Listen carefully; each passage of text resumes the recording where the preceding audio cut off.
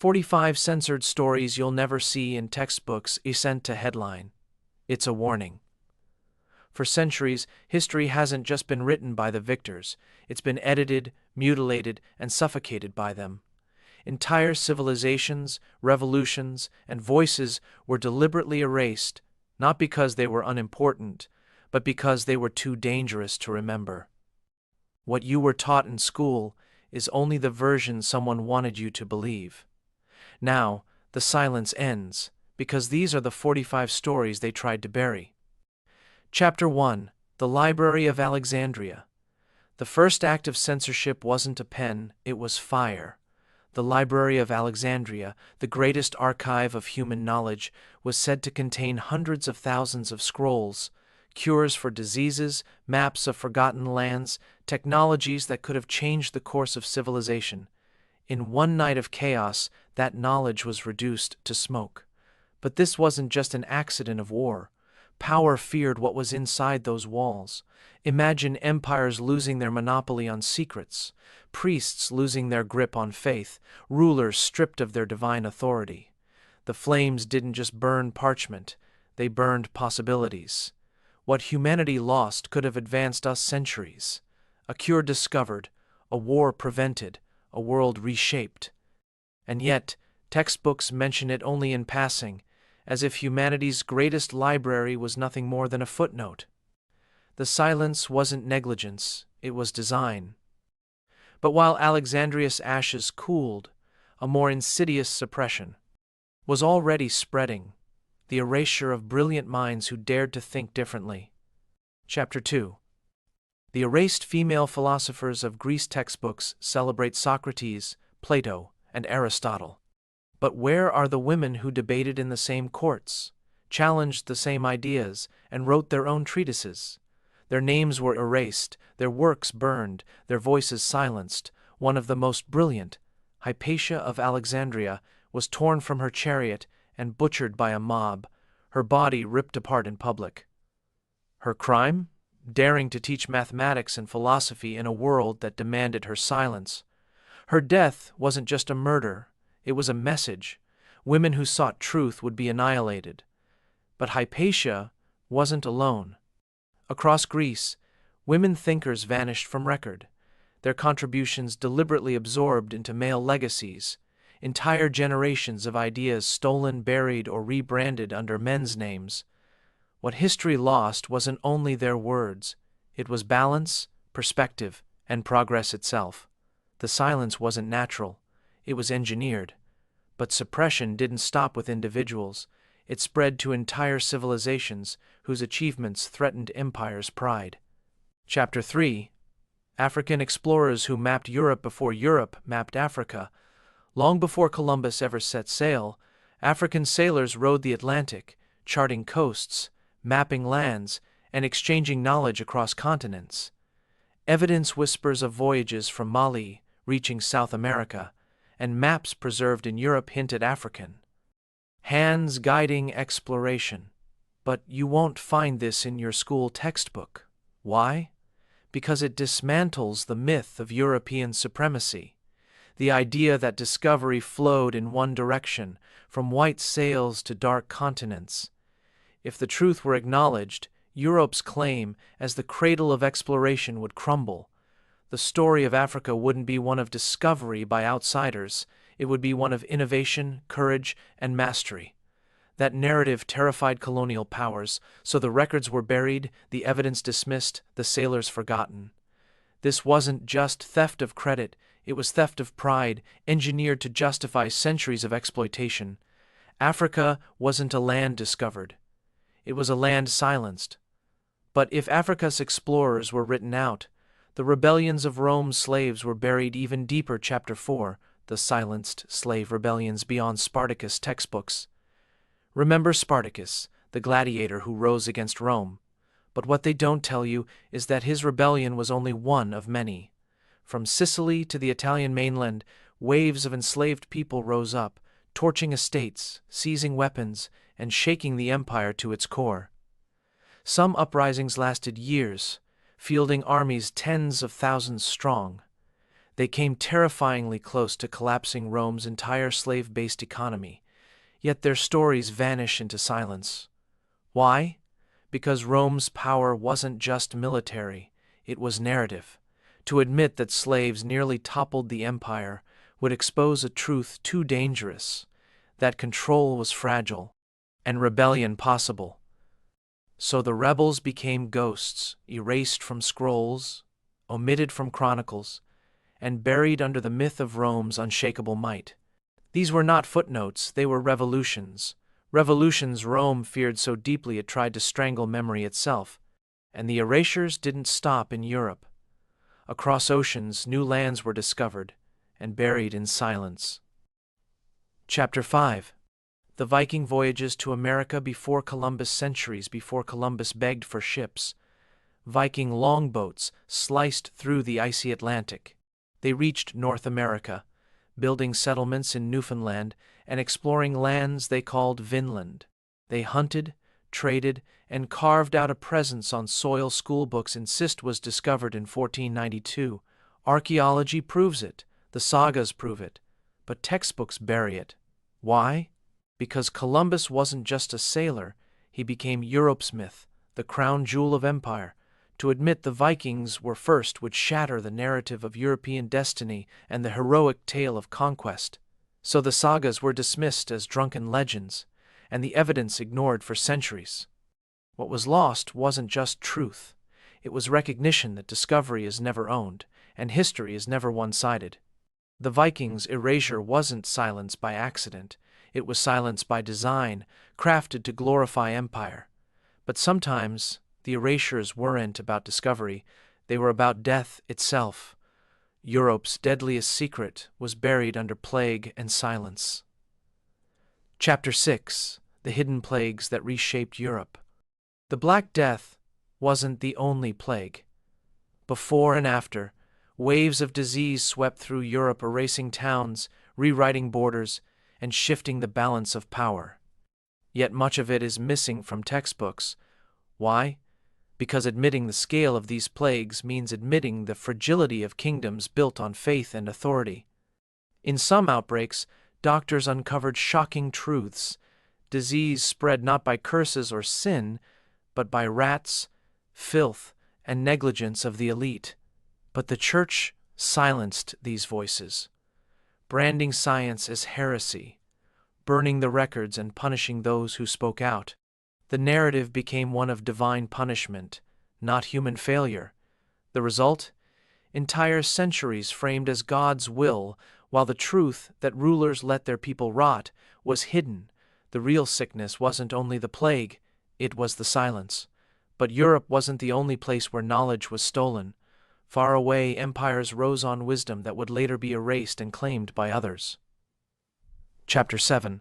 Islamic scholars whose work was stolen, then erased algebra. Medicine, astronomy, centuries of breakthroughs came from Islamic scholars who preserved and expanded knowledge while Europe languished in its dark ages. They mapped the stars, pioneered surgery, and built the foundations of modern mathematics.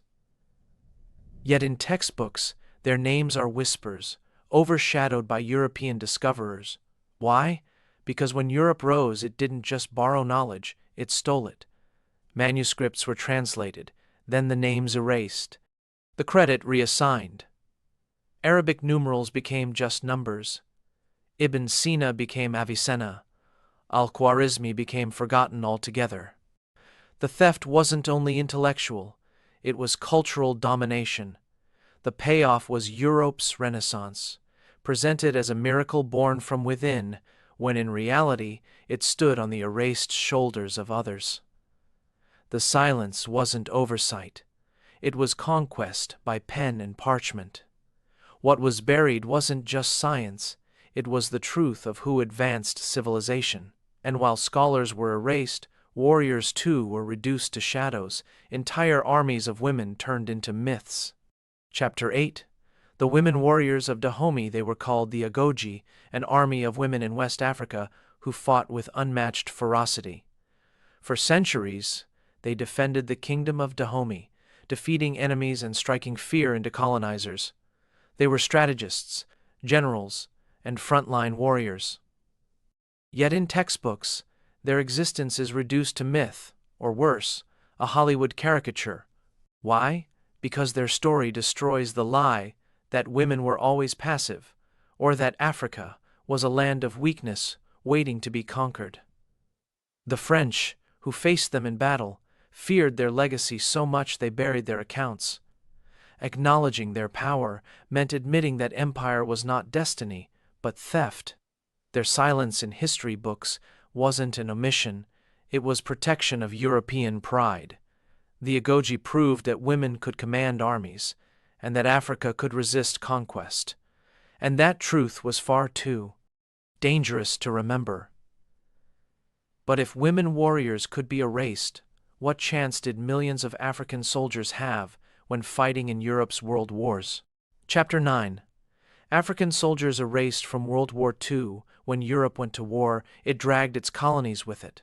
Hundreds of thousands of African soldiers fought on the front lines of both world wars, facing bullets, starvation, and death in battles they didn't start.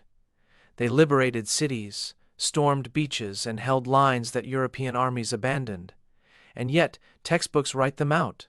Why? Because empire demanded silence. To admit that African soldiers won victories meant shattering the image of Europe as savior, so their sacrifices were buried, their pensions unpaid, their names forgotten. In France, some veterans were massacred when they dared to demand recognition. In Britain, their roles were minimized to support when they carried rifles like everyone else. The cost of this silence is immeasurable. A generation of men who fought for freedom returned home to chains, their stories erased to preserve colonial superiority. And if erasing veterans was possible, imagine how easy it was to bury entire genocides before the world was watching. Chapter 10. The genocide of the Herero and Nama in Namibia. Decades before the Holocaust, Germany carried out a genocide in Namibia.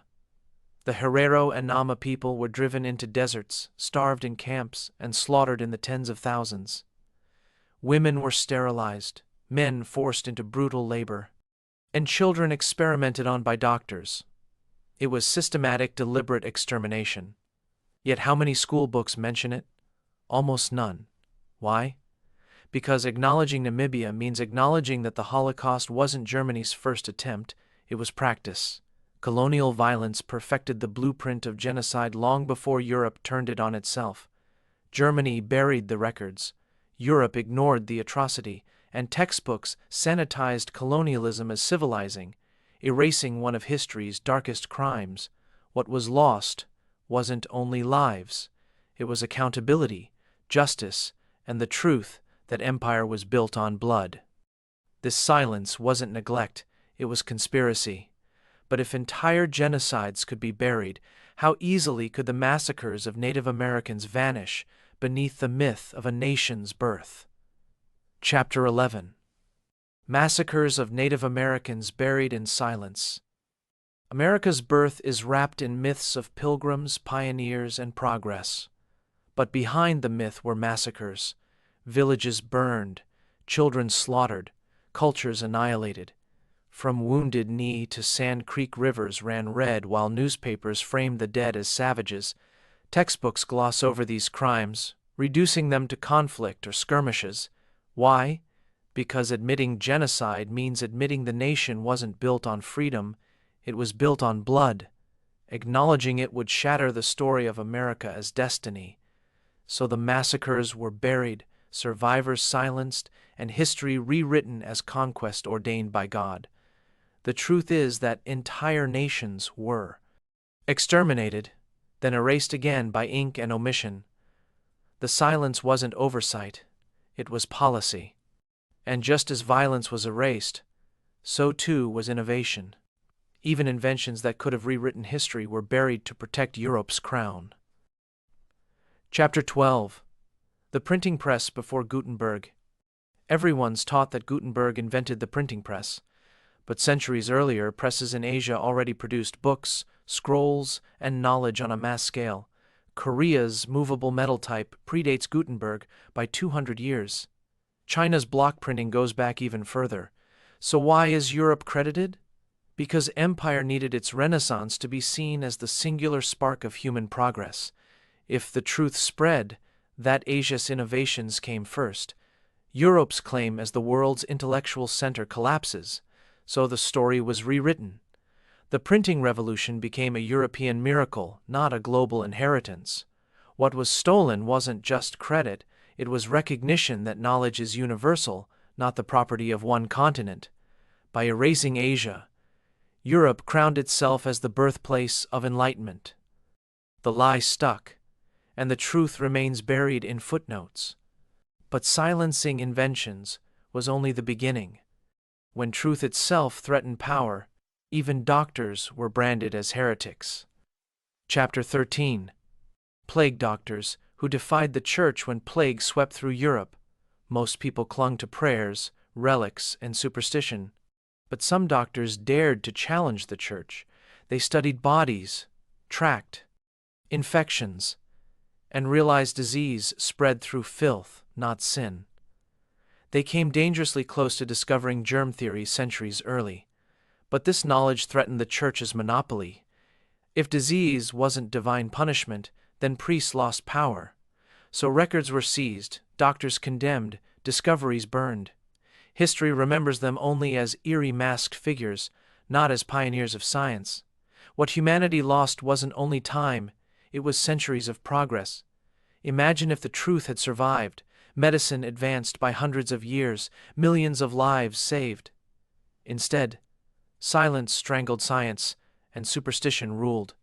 But while Europe buried its doctors, it also buried entire civilizations, empires so wealthy they made Europe look like beggars.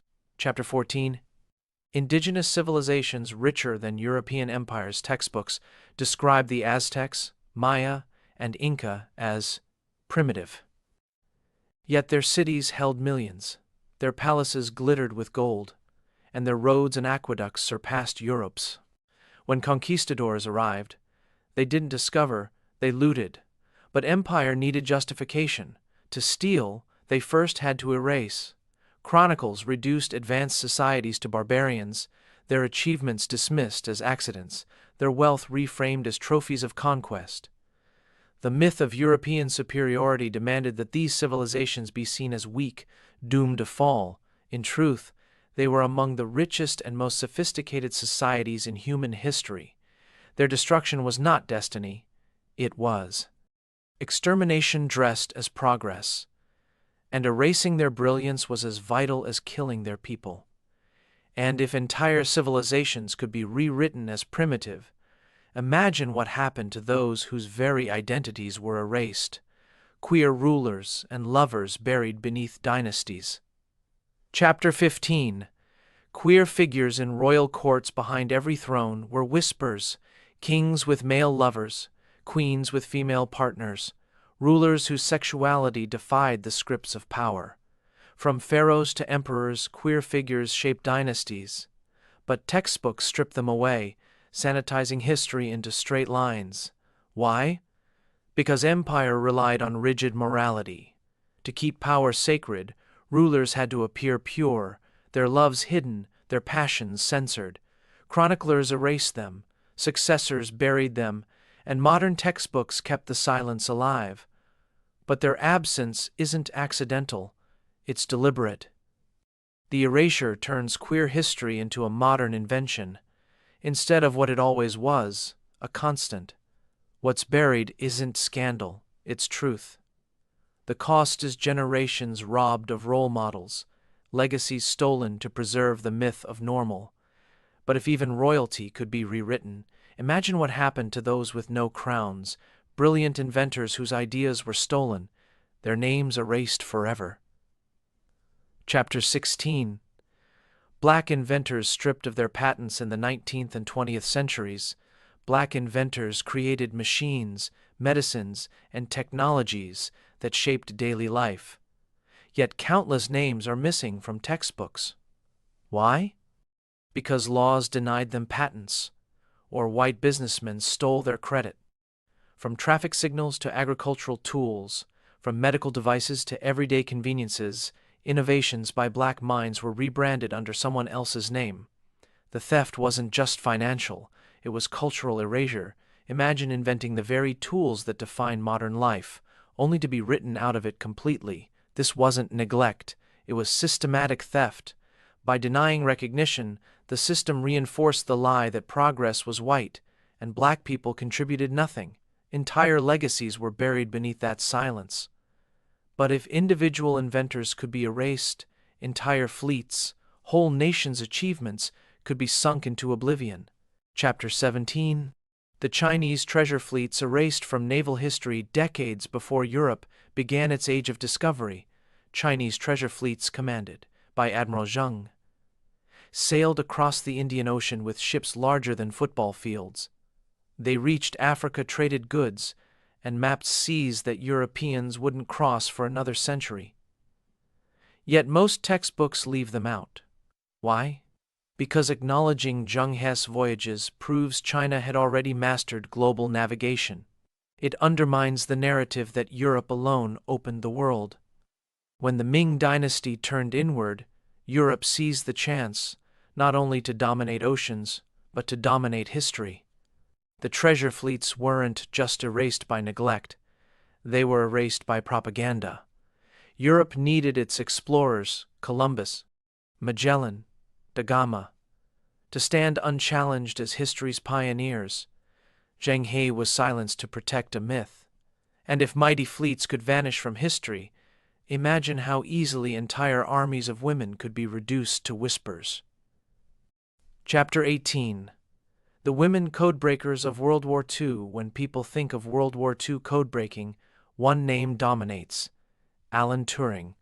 But behind the walls of Bletchley Park were thousands of women who cracked ciphers, intercepted enemy messages, and deciphered patterns that turned the tide of war. Yet their names are erased. Why? Because after the war, they were sworn to secrecy, dismissed as clerks or assistants, and their stories buried under medals given to men. These women didn't just contribute, they were essential. Without them, entire invasions would have failed. History stole their credit, leaving the myth of lone male geniuses to stand unchallenged. The truth? Victory was written by thousands of silenced hands. But if allies could erase their heroes, imagine the terror of empires facing a revolution so powerful it had to be buried at all costs. Chapter 19. The Haitian Revolution that terrified empires in 1791. Enslaved men and women in Haiti rose against their French masters. Against all odds, they defeated Napoleon's armies and created the first free black republic. It was the most successful slave revolt in history. So why don't textbooks celebrate it? Because the Haitian Revolution was a nightmare for every slaveholding empire. If enslaved people in Haiti could win freedom, enslaved people everywhere could follow. The revolt wasn't just victory, it was contagion. France erased it, America ignored it, and Europe buried it. Haiti's triumph was reframed as chaos, its leaders vilified, its people punished with crushing debt. The silence was deliberate, to preserve slavery elsewhere. What should have been the proudest story of liberation became one of the most censored in history. And if revolutions could be erased, so too could entire independence movements, buried until only one figure was left standing. Chapter 20. India's independence movements. Before Gandhi, textbooks frame India's independence as the triumph of one man, Gandhi. But decades before him, uprisings, protests, and revolts shook British rule. Rebels like Mangal Pandey sparked mutinies. Revolutionaries plotted bombings. Movements rose and fell, demanding freedom. So why are these stories silenced? Because empire needed control over memory. By centering Gandhi's non-violence, Britain could frame independence as granted peacefully, not seized through blood and rebellion. The violence, the martyrs, the uprisings, buried beneath a sanitized narrative. India's independence wasn't a gift.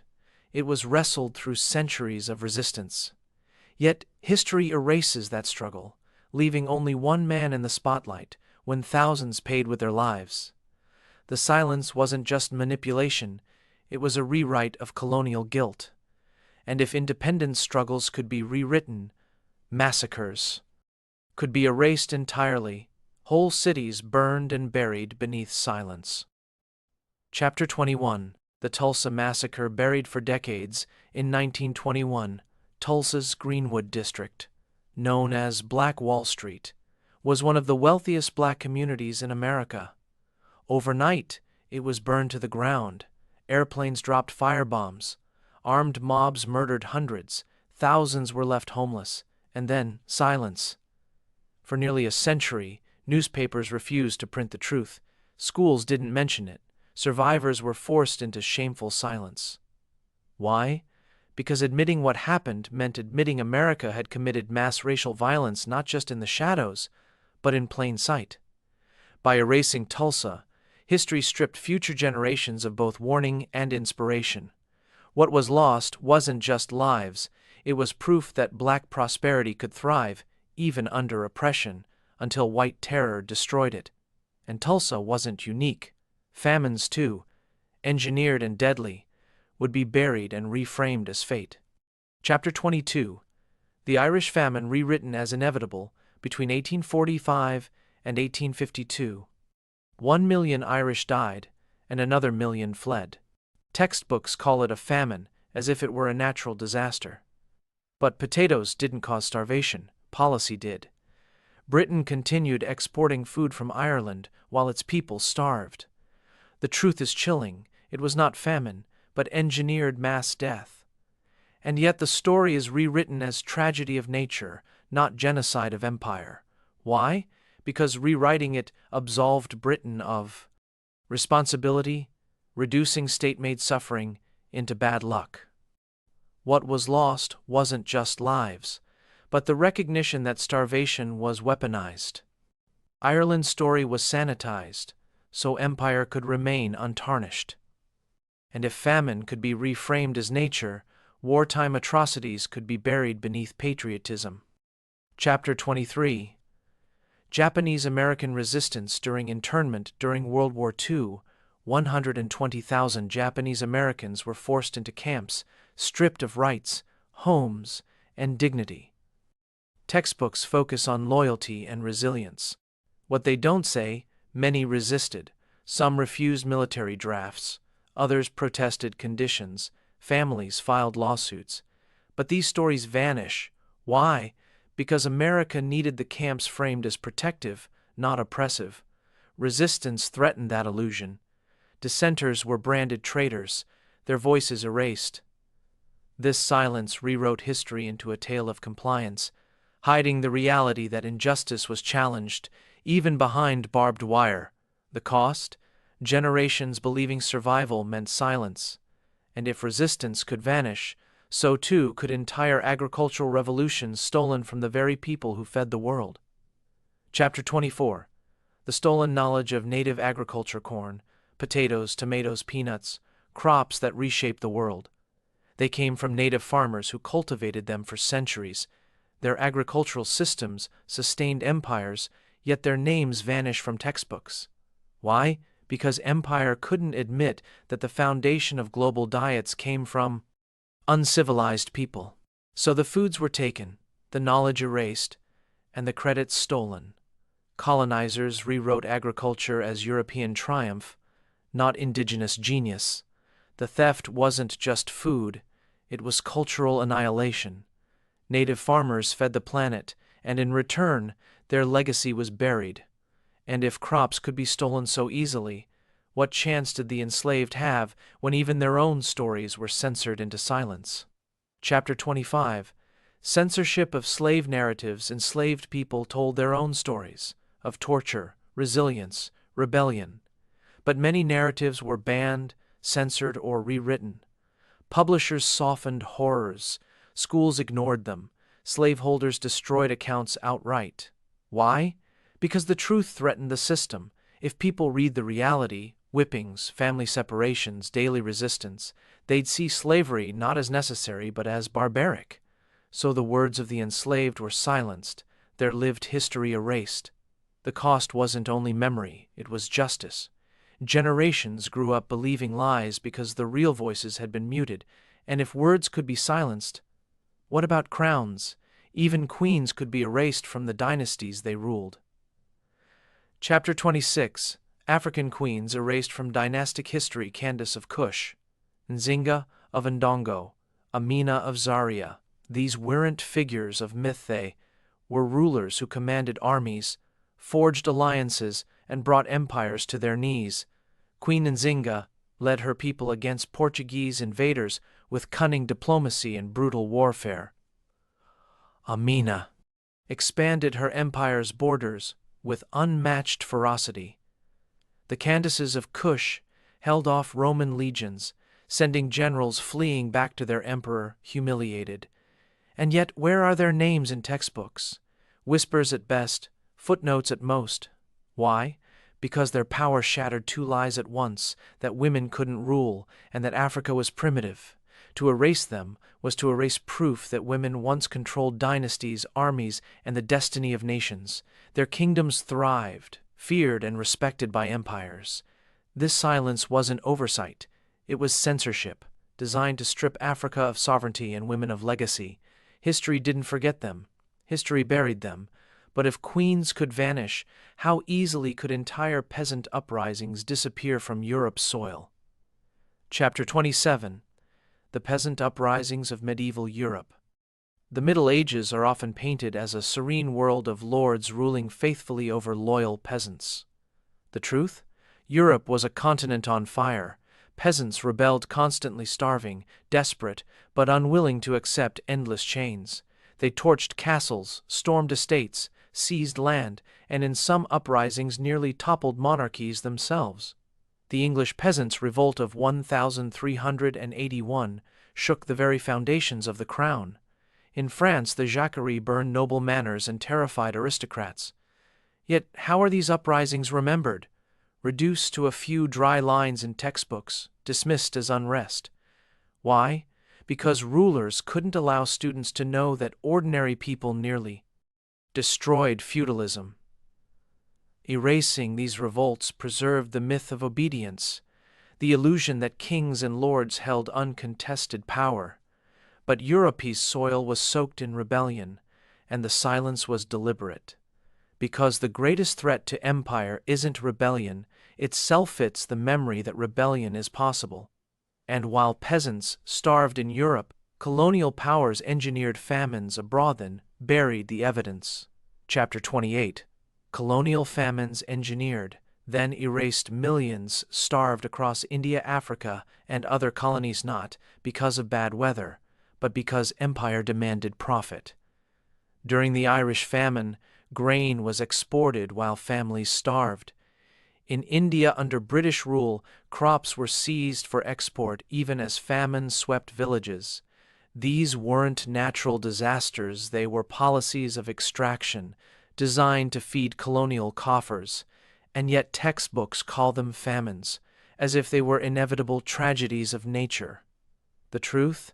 They were man-made catastrophes, orchestrated by empire. By rewriting starvation as misfortune, colonizers escaped accountability. The silence turned deliberate crimes into accidents of history. What vanished wasn't only millions of lives, it was the recognition that hunger itself had been weaponized. Entire populations were reduced to ghosts, erased not just by famine, but by the pens of those who rewrote the record. This wasn't negligence, it was calculated silence. And if famine victims could be erased, entire libraries could be stolen, their voices smothered in silence. Chapter 29. The Stolen Manuscripts of Timbuktu. Timbuktu wasn't legend, it was reality. A city of scholars, traders, and one of the greatest libraries in history. Hundreds of thousands of manuscripts on astronomy, medicine, mathematics, and law filled its shelves. Africa wasn't just oral tradition, it was written brilliance. But colonizers couldn't allow that narrative. They looted manuscripts, burned texts, and smuggled priceless works into European collections. Then they spread the lie that Africa had no history, no science, no written culture. Textbooks repeated it for centuries, erasing a continent's intellectual heritage. What survived is only fragment scraps of brilliance, smuggled away by families who risked everything to hide manuscripts from destruction. But most is gone. The theft wasn't of parchment alone, it was of pride, of memory, of identity. The silence around Timbuktu isn't accidental. It's the engineered destruction of Africa's intellectual power. Erasure wasn't just cultural, it was colonial warfare with ink and fire. And if libraries could vanish, so too could entire populations burned alive under the flames of the Inquisition. Chapter 30. Victims of the Spanish Inquisition. The Spanish Inquisition promised to protect faith but delivered an empire of terror. Jews, Muslims, Protestants, and anyone accused of heresy were dragged before tribunals. Torture chambers squeezed confessions out of silence. Thousands were burned alive, their bodies reduced to ash, in public squares. And yet, how are they remembered? Textbooks soften it, calling it religious discipline, as if it were order, not slaughter. The truth is darker. The Inquisition was weaponized faith, used to crush diversity and erase dissent. Entire communities were obliterated, records were destroyed, names vanished into dust. The silence wasn't holy, it was deliberate, a rewrite of atrocity into tradition. An empire cemented its power not only through fire, but through forgetting. The greatest crime of the Inquisition wasn't only death, it was the erasure of voices, whole generations scrubbed from memory. But if Spain erased its victims, the Americas hid another truth: African Muslims, shaping a continent in silence. Chapter 31. African Muslims who shaped the Americas before Columbus set foot in the so-called New World. Enslaved Africans were already shaping it. Many were Muslims, farmers, scholars, builders, and navigators. They carried more than chains on their backs. They carried centuries of knowledge. They introduced advanced farming techniques, irrigation methods, and resistance strategies rooted in their culture and faith. But textbooks reduced them to nameless laborers. Why? Because acknowledging African Muslims means admitting that the Americas were never a blank slate. They were influenced, designed, and reshaped by African minds long before European myths of discovery. Colonial powers outlawed their faith, forced conversions, and erased their history. Their influence on architecture, crops, and even language was buried under silence. What was lost wasn't only religion, it was recognition that Africa was never just cargo. It was civilization carried across oceans. And if pioneers of culture could vanish, so too could the pioneers of the skies. Dreamers who lifted off before history says flight began. Chapter 32. Flight before the Wright brothers. The Wright brothers are immortalized as the inventors of flight in 1903. But the truth? They weren't the only ones, and they may not have been first. In Brazil, Alberto Santos Dumont flew a powered machine in front of crowds. In New Zealand, Richard Pearce tested aircraft years before Kitty Hawk. Across Europe, others were experimenting with gliders and engines. So why do we only hear about the Wrights? Because nations need heroes. America needed a myth to crown its rise in the 20th century. Alternative names were dismissed as accidents, their achievements rewritten or ignored. The erasure wasn't innocent, it was patriotic censorship. By erasing others, history made progress seem American alone. The truth is, flight was global, born from many dreamers, but reduced to two names for propaganda. What humanity lost wasn't invention, it was honesty. The sky itself was conquered, but memory was grounded. And if inventors could be erased, women pirates, commanders of oceans, could be thrown overboard into oblivion. Chapter 33. The female pirates who ruled the seas. The seas belonged not just to men, but to women who terrified empires. Anne Bonny and Mary Red fought side by side, blades in hand, defying every expectation of their age. And Qingxi? She commanded an armada of more than 300 ships, larger than most navies of the world. Her fleet enforced its own laws, collected taxes, and defeated imperial powers. Yet textbooks barely whisper their names. Chroniclers minimize them, painting them as curiosities or immoral women, ensuring piracy remained a man's story. Why? Because women commanding ships, leading men, and rewriting maritime law shattered every patriarchal myth. Their silence wasn't oversight, it was deliberate protection of male-dominated history. The truth is that oceans once bowed to women who lived free, fought hard and ruled vast waters. Their erasure made piracy safer. For men, not for memory.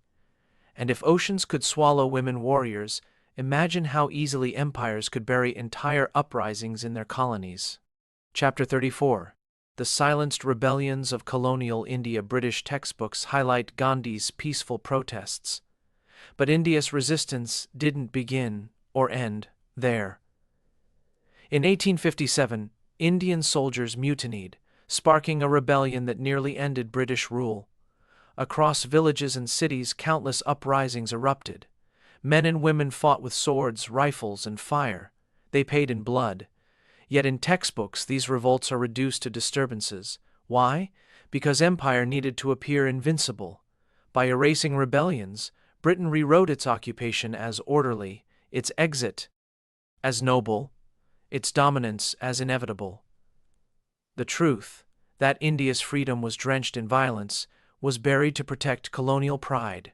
What was lost wasn't only memory, but justice for generations who fought without recognition. Their erasure keeps empires lie intact, that freedom was given, not taken. And if uprisings could vanish from pages, presses, the machines of rebellion could be silenced too. Chapter 35. The women who ran underground printing presses in Europe. When tyranny tightened its grip, revolutions depended on words. And those words were often printed by women, hidden in basements and back rooms. They operated illegal presses, churning out pamphlets, manifestos, and newspapers. Every sheet of paper was a risk. Discovery meant prison, torture, or death. Without them, movements would have died in silence. Their presses spread ideas that fueled uprisings and toppled regimes. Yet history books erase them, crediting men as the voices of revolution. Why? Because acknowledging women as the engines of resistance shattered the myth of passive womanhood. Their silence wasn't just the work of censors, it was historians burying their legacy. The revolutions inked by women's hands were stolen, their courage erased to preserve patriarchal narratives. What remains is the myth of male-led uprisings, while the true printers of freedom are forgotten. And if pamphlets could vanish from history, entire genocides could be erased with even greater ease. Chapter 36. The Armenian Genocide. Erased from history books in 1915, the Ottoman Empire unleashed a campaign of annihilation. Armenians were driven from their homes, marched into deserts, and left to starve under the sun. Over 1 million were killed, men executed, women and children left to die in camps, families obliterated in weeks. It was one of the first genocides of the 20th century. And yet, history books tiptoe around it. Many refuse even to call it genocide. Why? Because powerful nations lobbied to protect the Ottomans' legacy. Turkey denied it. Allies covered it, and the world allowed silence to triumph. Survivors wrote testimonies, but archives were destroyed. Their words were dismissed as exaggerations, their grief buried beneath denial. The cost of that silence? It normalized erasure. Hitler himself once asked, "Who, after all, speaks today of the Armenians?" Denial gave him permission, and while genocide was denied, innovation too was stolen, suppressed in Japan after war, rewritten to glorify the victors. Chapter 37. Japanese innovation suppressed after World War II. Japan's defeat in 1945 wasn't just about surrender, it was about silence. Occupying forces seized thousands of patents, advanced aviation, jet engines, medical research, electronics decades ahead of their time. These breakthroughs vanished from Japanese hands, only to reappear under Western names. Why? Because victors write not only history but progress. America and its allies confiscated the future, turning Japan's genius into their own. Textbooks painted Japan as defeated, broken, and backward, when in truth, its innovators were silenced by force. Imagine if those ideas had stayed in Japanese hands. Entire industries might have shifted balance. The erasure wasn't about patents, it was about dominance. Every stolen blueprint became another nail in the coffin of recognition. This wasn't neglect, it was calculated theft. And if blueprints could be confiscated, sovereignty itself could vanish, like a kingdom swallowed whole beneath empire's shadow. Chapter 38. The erasure of native Hawaiian sovereignty. Hawaii was once a thriving kingdom, recognized by nations around the world. Queen Liliuokalani ruled with dignity, determined to protect her people. But in 1893, American businessmen, backed by Marines, staged a coup. The Queen was imprisoned in her own palace. Hawaii was annexed, and in textbooks, it's presented as expansion, a strategic step for America's rise. The truth that it was an illegal overthrow, a theft of sovereignty, is buried. Why? Because empire cannot admit to imperialism while calling itself a land of freedom. What was erased wasn't only a monarchy, it was an identity. Hawaiians lost their nation, their voice, their rightful place in history. Their erasure was deliberate, replaced with hula dancers and tourist fantasies. What survived was a brand, what vanished was a kingdom. And while Hawaii's crown was stolen, Europe was erasing minds, scientific brilliance strangled by hatred before it could change. The World. Chapter 39. Jewish scientists erased by the Nazis before Hitler's rise. Germany was home to some of the greatest Jewish minds in history. Mathematicians, chemists, physicists, they revolutionized science. But under Nazi rule, they were silenced. Some fled, others were expelled, and countless were murdered. Their research was seized, their names obliterated. Textbooks mention Einstein, but thousands of others remain forgotten. Imagine the discoveries lost, cures never found, inventions never built, breakthroughs strangled by hatred. Nazi purity didn't just kill, it sabotaged human progress. This silence wasn't just destruction, it was theft of the future.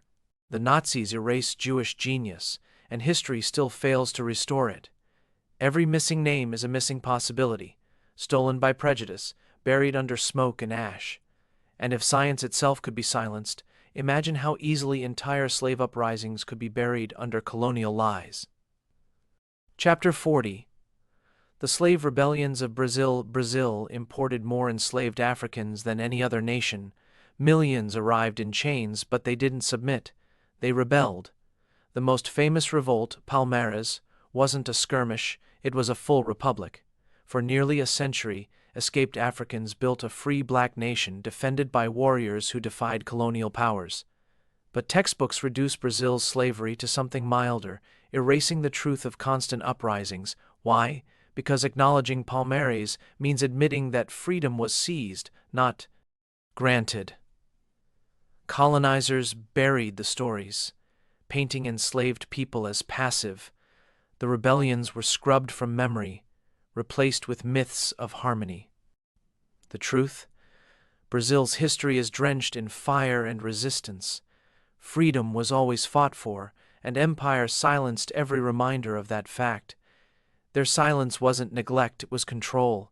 And if entire rebellions could be erased, imagine what happened to whole peoples, like the Roma buried in Europe's shadows. Chapter 41. The silenced histories of the Roma people. For centuries, the Roma wandered across Europe carrying music, craftsmanship, and culture. But instead of recognition, they faced persecution, enslavement in Eastern Europe, forced assimilation, and mass killings during the Holocaust. 500,000 Roma were murdered by the Nazis, yet their suffering is rarely taught in schools. Why? Because Europe wanted them invisible. Chroniclers branded them thieves and vagabonds, reducing vibrant culture to stereotypes.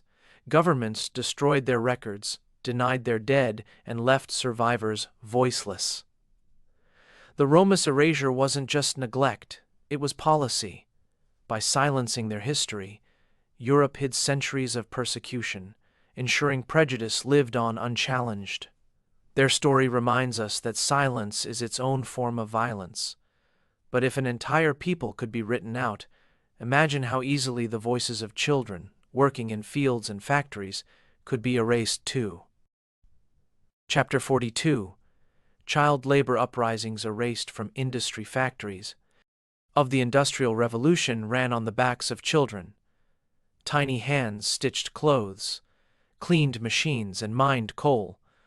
But children didn't just suffer, they resisted. Strikes broke out, led by boys and girls demanding fair treatment. Some risked beatings, others imprisonment.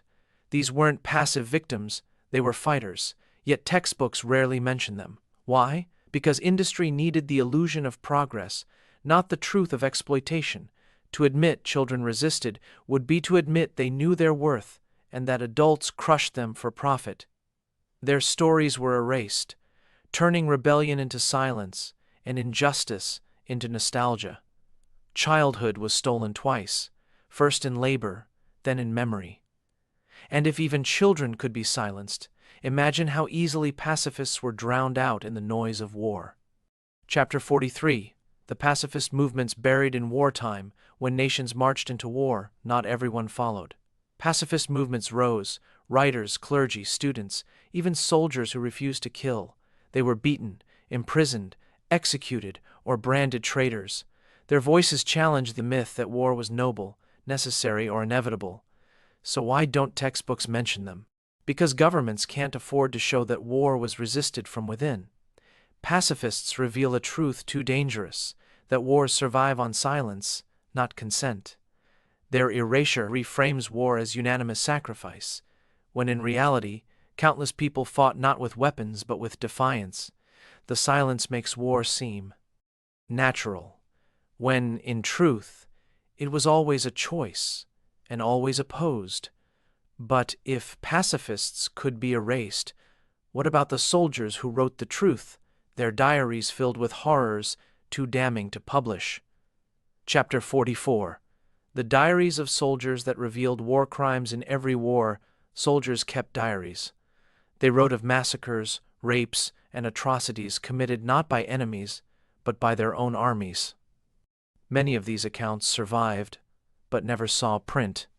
Why? Because governments seized them, censors blacked them out, and publishers refused to expose their heroes as monsters. The result? Textbooks show clean battles and noble victories, not civilians slaughtered or prisoners tortured. By silencing soldiers' diaries, war crimes were buried, and national myths protected. The truth was too heavy for monuments, too dangerous for memory. What was erased wasn't just words, it was justice. Every redacted page became another victim of silence. And if even soldiers' words could be suppressed, imagine the fate of whistleblowers across centuries, truth-tellers buried alive by power. Chapter 45. The suppression of whistleblowers. Across centuries, from ancient courts to modern states, whistleblowers risked everything to expose corruption, betrayal, and crimes of the powerful. And across history, their fates followed a pattern: exile, imprisonment, execution, or disappearance. Truth-tellers became enemies of the state. Why are they missing from textbooks? Because their stories are contagious. If students knew that one voice could topple an empire, it would inspire defiance. So history buried them. From officials exposing famine policies, to clerks revealing torture, to modern leakers risking their lives, the narrative remains the same. The pattern of suppression is centuries old, and it thrives on silence.